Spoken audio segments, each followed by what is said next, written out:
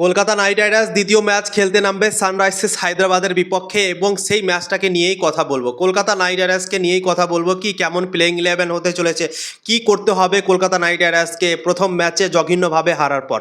তো ভিডিওকে লাস্ট অব্দি দেখতে থাকবো, আর চ্যানেলে নতুন হয়ে থাকলে চ্যানেলটিকে ফলো আর সাবস্ক্রাইব করে দেবো এবং লাইক শেয়ারও করে দেবো। তো চলো ভিডিওটাকে শুরু করি। আইপিএল 2026 সালে প্রথম ম্যাচ কলকাতা নাইট রাইডার্স খেলেছে মুম্বাই ইন্ডিয়ান্সের বিপক্ষে এবং খুবই বাজেভাবে হেরে গিয়েছে। 220 রান করেছিল, তা সত্ত্বেও কলকাতা নাইট রাইডার্সের বোলিং চলেনি। বোলিং ডিপার্টমেন্ট, ফিল্ডিং ডিপার্টমেন্ট ভালো পারফরমেন্স করতে পারেনি, তাই জন্যই কলকাতা নাইট রাইডার্স মুম্বাই ইন্ডিয়ান্সের কাছে 220 রান করার পরেও হেরে গিয়েছিল, সেই রানটাকে ডিফেন্ড করতে পারেনি। ব্যাটিংয়ে খুশির খবর কলকাতা নাইট রাইডার্সের জন্য, ব্যাটিংয়ে সবাই ভালো পারফরমেন্স দিয়েছে। আমরা দেখলাম লাস্ট মুহূর্তে ফিনিশিংয়ের জায়গাতে একটু কমই থেকে গিয়েছিল কলকাতা নাইট রাইডার্সের, না হলে কিন্তু কলকাতা নাইট রাইডার্স জবরদস্ত ব্যাটিং করেছে, অসাধারণ শুরুয়াত করেছে আইপিএল 2026 সালটা। ফিন অ্যালান দারুণ পারফরমেন্স দিয়েছে, তার ব্যাট থেকে যে শটগুলো বেরোচ্ছিল না সত্যি দেখার মতো ছিল। আজিঙ্কে রাহানের যে শটগুলো মারছিল তার ব্যাটে বলে যেভাবে হচ্ছিল মনে হচ্ছে দেখে কি এই দুজন অসাধারণ ফর্মে আছে, অসাধারণ আইপিএল 2026 সালে খেলতে চলেছে কেকেআরের দল থেকে। আজিঙ্কে রাহানে 67 রান করেছে 40 বলে, প্রথম ম্যাচটাতে 27 বলে সে 50 পূরণ করেছিল। তো কলকাতার জন্য খুশির খবর কি ওপেনিং চলেছে, যে কোনো দলের ওপেনিং চললে কিন্তু সেই দল অনেকটা খাতারনাক হয়ে যায়। আইপিএল 2024 সালে আমরা দেখেছিলাম Phil Salt, Sunil Narayan open করেছিল, সেই বছর কলকাতা নাইট রাইডার্স চ্যাম্পিয়ন হয়ে গিয়েছিল, দারুণ ক্রিকেট খেলেছিল। তো ওপেনিংটা খুবই ইম্পর্টেন্ট কলকাতা নাইট রাইডার্সের জন্য এবং কলকাতা নাইট রাইডার্স ওপেনিংয়ে দুর্দান্ত খেলেছে প্রথম ম্যাচে মুম্বাই ইন্ডিয়ান্সের বিপক্ষে। তো এটাই সবথেকে বড় খুশির খবর কলকাতা নাইট রাইডার্সের জন্য।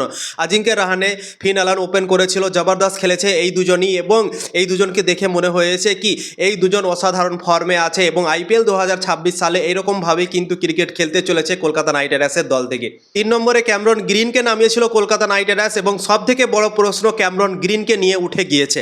ক্যামরন গ্রিনকে 25 কোটি 20 লাখ টাকায় কলকাতা নাইট রাইডার্স নিয়েছে, একজন অলরাউন্ডার হিসেবে নিয়েছে। আন্দ্রে রাসেলের রিপ্লেসমেন্ট হিসেবে ক্যামরন গ্রিনকে নেওয়া হয়েছে, বোলিং ব্যাটিং সব কিছুর জন্যই নেওয়া হয়েছে, কিন্তু ক্যামরন গ্রিন বোলিং করেনি এবং আজিঙ্কে রাহানেকে জিজ্ঞাসা করা হয়েছিল কি প্রথম ম্যাচে ক্যামরন গ্রিন কেন বোলিং করেনি।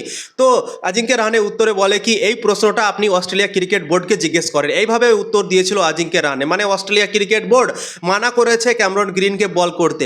খবর বেরিয়ে আসছে কি ক্যামরন গ্রিন 10-12 দিন নাকি বল করবে না, তার হালকা ইঞ্জুরি রয়েছে, তাই জন্যই নাকি সে বল করছে না, খবর বেরিয়ে আসছে সূত্র অনুযায়ী বন্ধুরা। তো ক্যামরন গ্রিন যদি শুধুমাত্র ব্যাটিংয়ের জন্য খেলে কেকেআরের প্লেইং ইলেভেনে, তাহলে কিন্তু ভাই কেকেআরের জন্য সমস্যাই সমস্যা। কেননা রহমান পাওয়াল বসে আছে, রহমান পাওয়াল একটা ফিনিশিং ব্যাটার, দুর্দান্ত ক্রিকেট খেলে, লাস্ট মুহূর্তে অসাধারণ মারে, অনেক বড় বড় ছক্কা মারে। তো ক্যামরন গ্রিনকে 3 নম্বরে না খেলিয়ে যদি রহমান পাওয়ালকে খেলায় তাহলে ফিনিশিংটা অসাধারণ হতে চলেছে কেকেআর দলের জন্য, যদি এই পরিবর্তনটা কলকাতা নাইট রাইডার্স করে।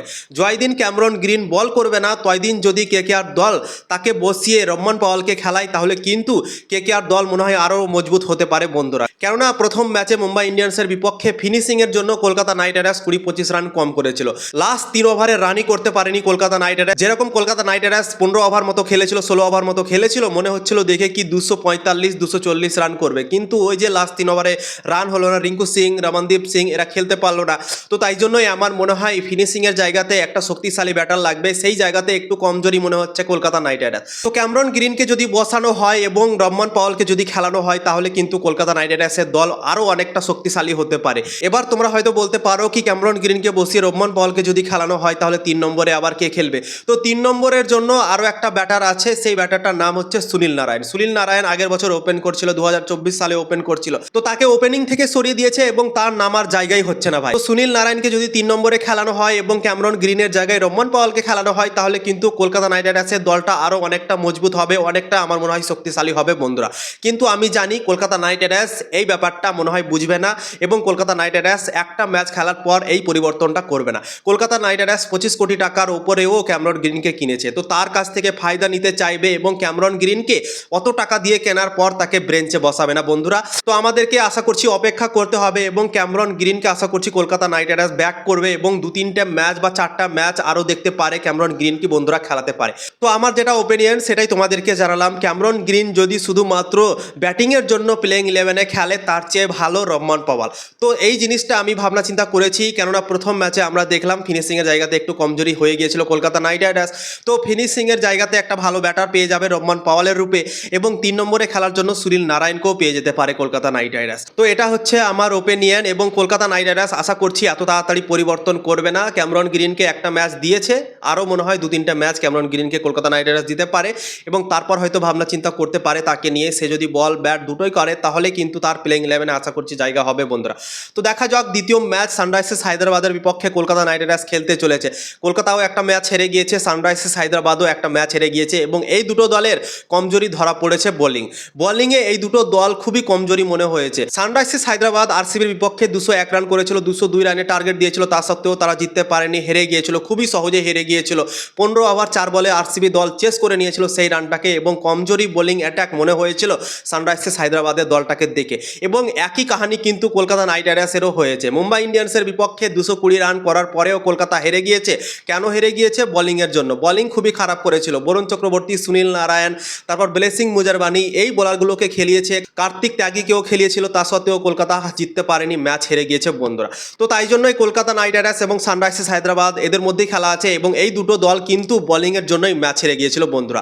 তো এই দুটো দলের কাছে এখন সুযোগ আছে একটা ম্যাচ জেতা, যেই হোক একটা ম্যাচ কিন্তু জিতবে। সানরাইজার্স হায়দ্রাবাদ জিতবে না তো কলকাতা নাইট রাইডার্স জিতবে এবং যে দল ব্যাটিং ভালো করবে সেই দলই কিন্তু ম্যাচ জিততে চলেছে বন্ধুরা। এবং দুটো দলই কিন্তু মোটামুটি ব্যাটিং করেছিল। সানরাইজার্স হায়দ্রাবাদ একটু কম ভালো করেছে কিন্তু আমাদের কলকাতা নাইট রাইডার্স একটু ব্যাটিংটা বেশি ভালো করেছিল। Finn Allen, Ajinkya Rahane, Cameron Green, Angkrish Raghuvanshi এরা ভালো খেলেছিল, তাই জন্যই কলকাতা 220 রান মতো করেছিল।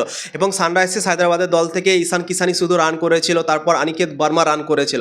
তো কলকাতার জন্য এটাই সব থেকে বড় খুশির খবর, দুটো দলেরই বোলিং একদম খারাপ আছে এবং কলকাতা ব্যাটিংটা ভালো করেছিল। তো সেইটাই মনে হয় ফায়দা দেবে কলকাতা নাইট রাইডার্সকে। দেখা যাক কি হয়। কলকাতা নাইট রাইডার্স দ্বিতীয় ম্যাচে কামব্যাক করে কি করে না সেটাই হবে দেখার বিষয় বন্ধুরা। তোমাদের কি মনে হয় অবশ্যই কমেন্ট করে জানাবে এবং ইনফরমেশন ভালো লাগলে অবশ্যই লাইক শেয়ার করে দেবে। ফেসবুকে দেখছো তো ফলো করবে, ইউটিউবে দেখছো তো অবশ্যই সাবস্ক্রাইব করে দেবে।